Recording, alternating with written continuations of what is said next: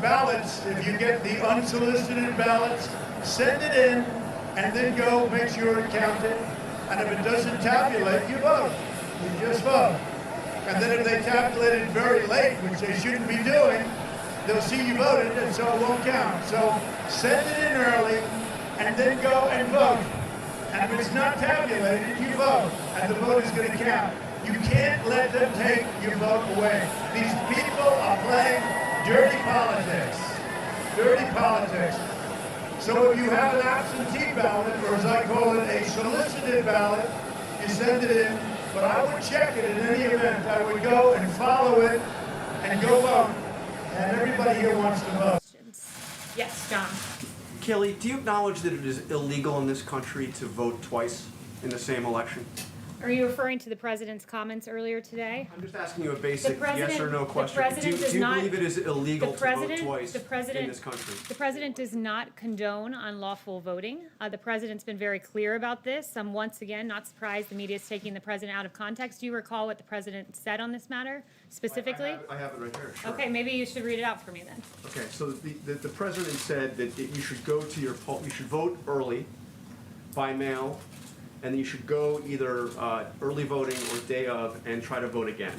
So he is asking people to vote by mail and then to go down to the polling place on election day and to vote again if their vote has, if they can't confirm their vote has been counted.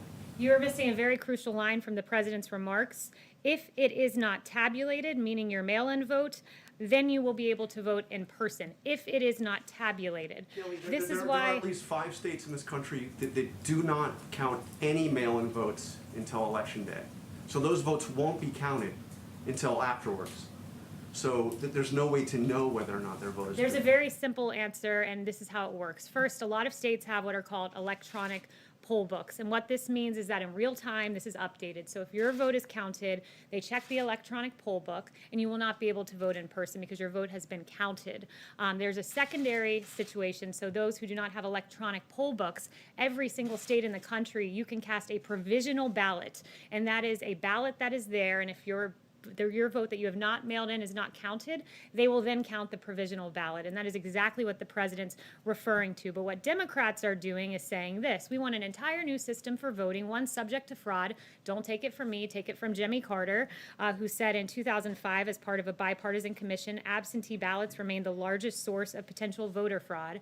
So what Democrats want you to do is say, trust us, but don't verify. Don't verify that your vote's been counted. This president's trying to enfranchise Americans, which is exactly what he's been saying. He wants every American to have a vote because he understands what Jimmy Carter understood and what so many of us understood until the president started putting the focus on mail-in voting, and that was this, that it is subject to fraud. Every vote should count, and every American should verify that their vote is counted by going to their polling location. What do you say to the executive director of the North Carolina Board of Electors who says that this would create a big problem on election day?